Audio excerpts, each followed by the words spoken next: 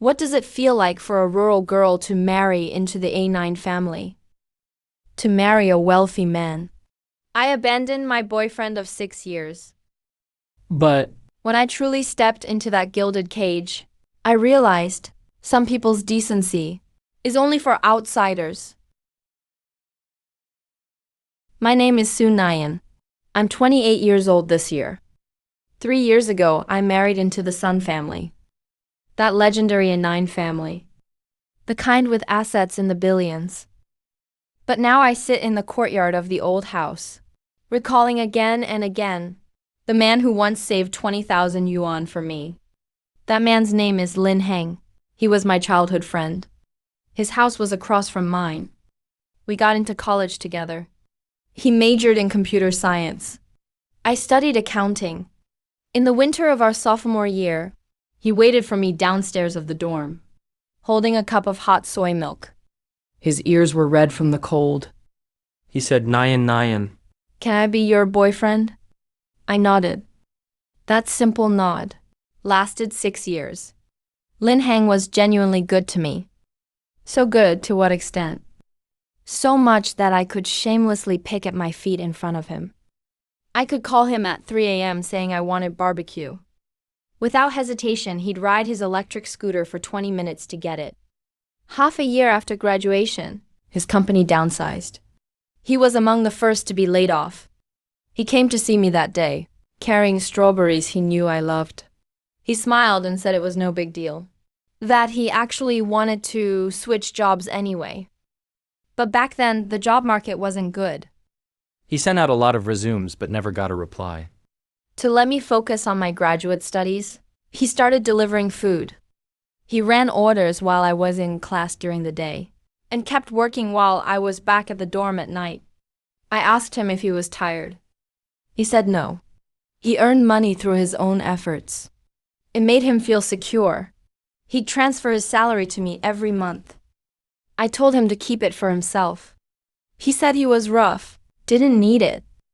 That feeling of being wholeheartedly loved by someone was like soaking in warm water, so comfortable you think you'll never feel cold. The year I finished my master's, I joined a big corporation. And that's when I met Sunji. Sunji was our boss's son, vice president of the company, just over 30 and divorced once. Not particularly handsome, but made up for it with wealth. His entire outfit had no visible brands, but everything looked clearly expensive. Then he started courting me, very openly. Everyone in the company knew. Even though he knew I had a boyfriend, he didn't care. He said people like him never wait for what they want. He'd take me to restaurants, ones Lin Heng and I never dared enter. A single meal cost over 3,000 yuan, which would take Lin Heng 2 weeks of delivery work. The first bag was a Chanel. When I brought it back to our rental, Lin Heng was making instant noodles. He glanced at it, smiled, and said he'd save up to buy me a real one. I smiled awkwardly. He didn't know it was real. That night, after he fell asleep, I couldn't sleep. I stared at that bag, then looked around at the tiny, less than 20 square meter rental. The yellowed walls. I thought about the apartment Sunji showed me. A spacious condo with floor-to-ceiling windows, overlooking the whole city. Sunji started appearing in my life more and more. He sent me flowers, a bouquet every day, gave me a promotion, gave me my own team. Lin Heng still just asked if I had eaten, brought me milk tea whenever he passed by. But that 8 yuan bubble tea looked so cheap next to the limited edition cup Sunji gave me. It actually seemed so cheap. On that rainy night, Lin Heng came to pick me up, soaked completely, clutching an insulated bag. Said he waited in line a long time for the popular green rice balls. I stood in the lobby, watching Sunji's black Bentley slowly pull up at the entrance. My phone buzzed with Sunji's text, "Get in. Let me take you somewhere." Lin Heng called my name in the rain, but without turning I told him to just go home. In that moment, I had only one thought. I need to hold on to Sunji, the man who could change my fate.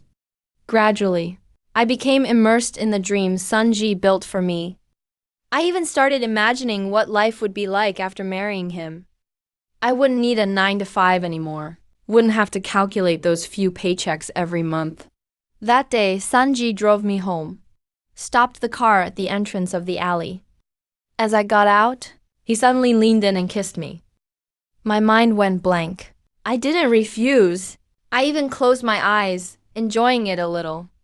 Then I heard someone call my name. That's right, it was Lin Heng. He stood at the alley entrance, holding the deli food he bought for me. He just stared at me. The light in his eyes shattered on the ground. That day, he didn't rage like I imagined. He just cried and asked me, was he good to you?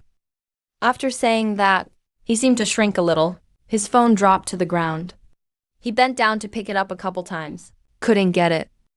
Finally, he just squatted there, buried his head into his knees. Tears fell onto the floor. He moved out the next day. A sheet of paper was left on the table. Under it was a bank card. He said there's 20,000 yuan here, originally meant to buy you a bag. Now it's useless. Keep it in case of emergencies.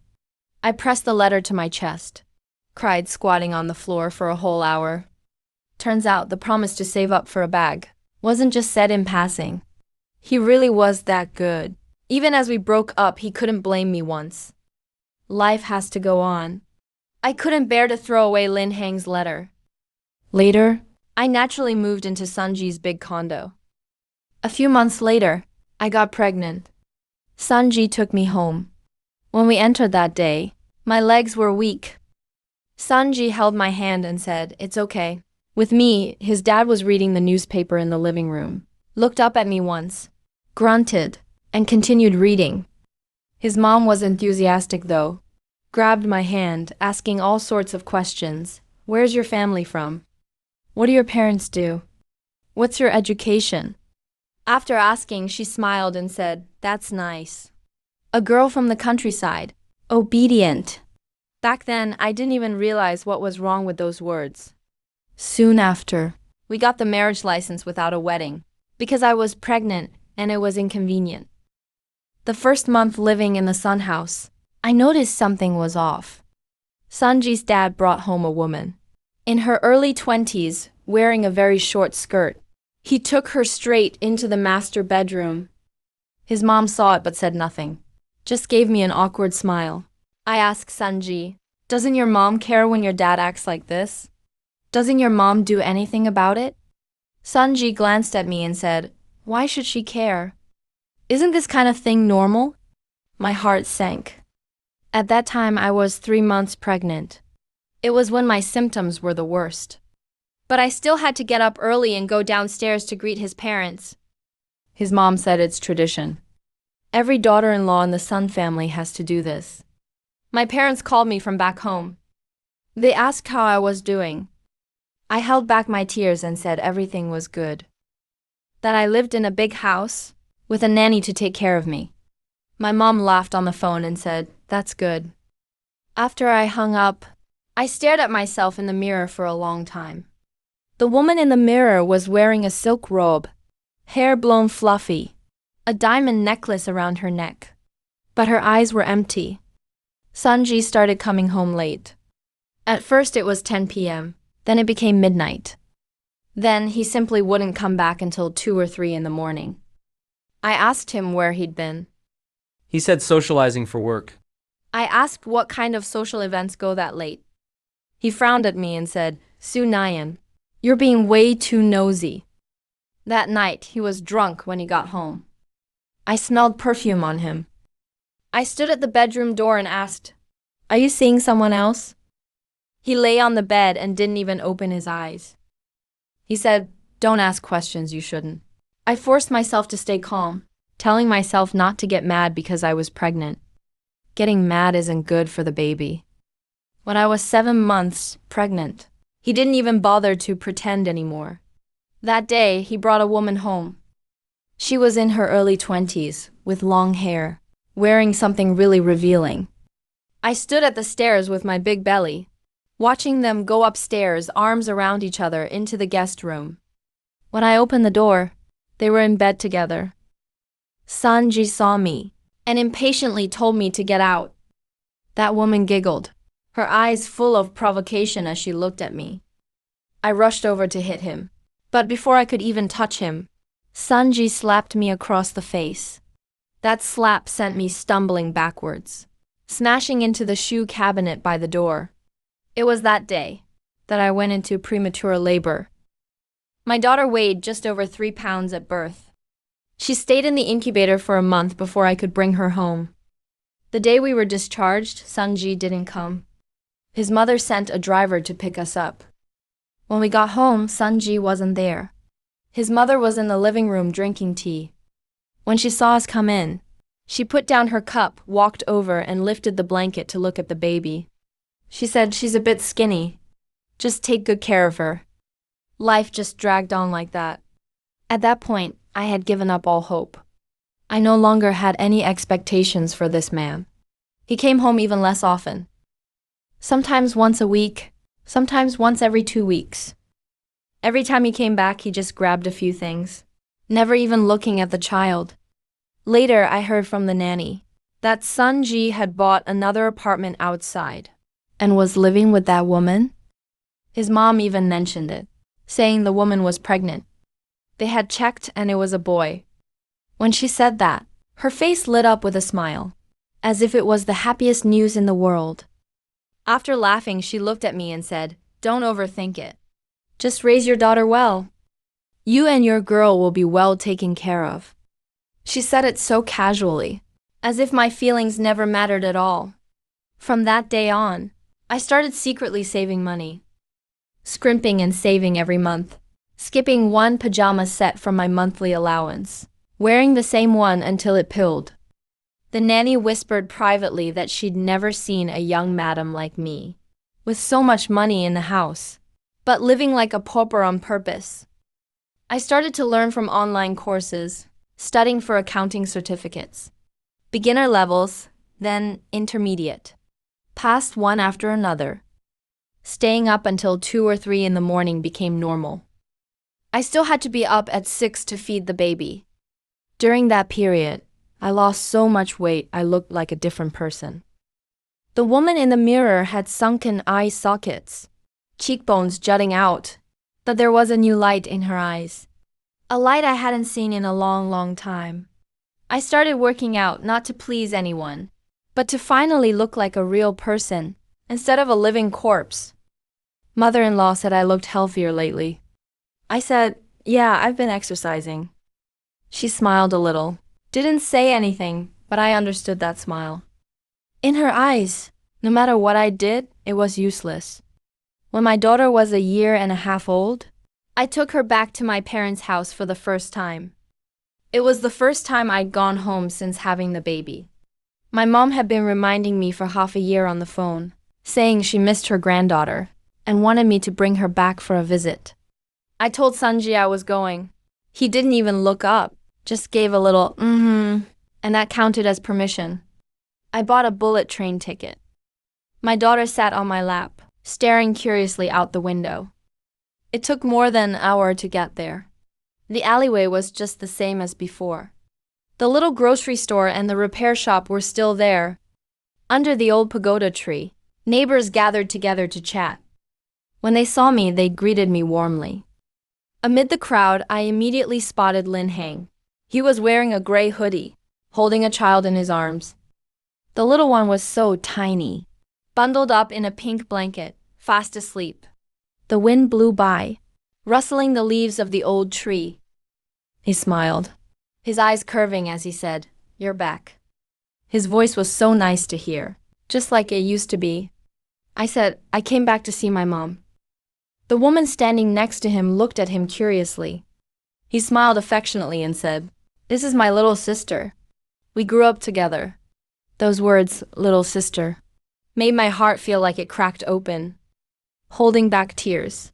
I smiled and called her sister-in-law. I looked at the baby in his arms, suddenly at a loss for words.